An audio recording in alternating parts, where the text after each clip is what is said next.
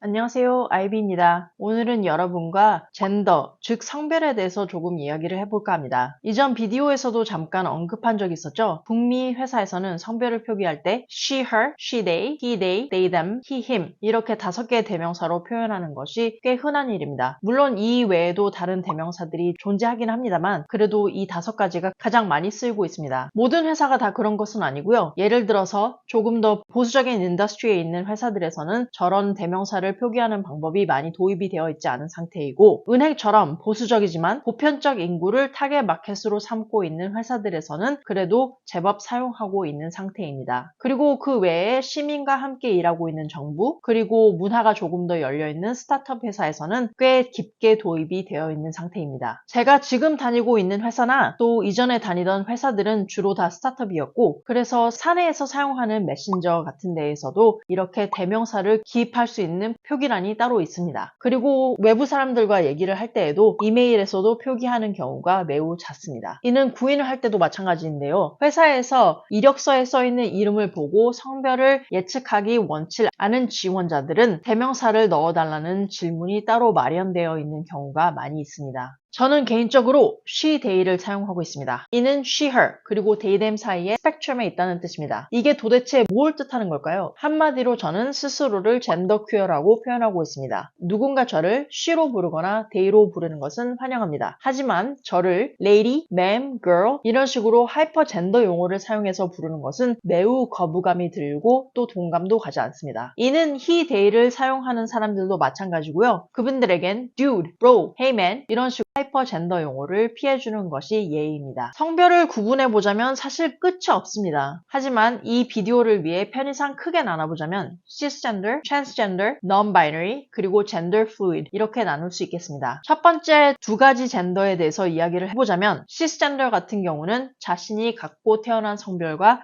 자신이 아이덴티파이하는 성별이 같은 것 그리고 트랜스젠더는 자신이 갖고 태어난 몸과 자신이 아이덴티파이하는 성별이 다른 것을 뜻합니다. 한 가지 아직도 한국 미디어가 가끔 잘못 이해하고 있는 것이 있는데요. 이는 성전환 수술을 해야지만 트랜스젠더다 라는 개념입니다. 이곳 북미에서는 성전환 수술을 Gender Affirmation Surgery 라고 부르고 있고 이는 스스로를 아이덴티파이하는 성별이야말로 자신의 성별이며 수술을 하냐 마냐와 상관이 없다는 뜻입니다. Non-binary란 성별을 태어난 몸을 기준으로 남녀로만 분류하는 사회의 구속에서 벗어나 특별히 여성이나 남성으로 구별지어지는 것을 거부하는 사람들을 말합니다. 제가 이 non-binary의 스펙트럼에 있습니다. 마지막으로 gender fluid는 말 그대로 삶의 지점이 어디인가 그리고 자신이 느끼는 것이 어떤 것인가에 따라서 느끼고 표현하는 성별이 바뀌는 사람들을 말합니다. 한 가지 예로 gender fluid나 non-binary로 커밍아웃하는 할리우드 셀럽들이 많아지는 것만 보더라도 얼마나 주변에 사회에서 정해놓은 젠더와 그 역할에 정신적으로 속하지 못했던 사람들이 많았는지 알 수 있습니다. 셀럽 중에 데미 로바로, 샘 스미스,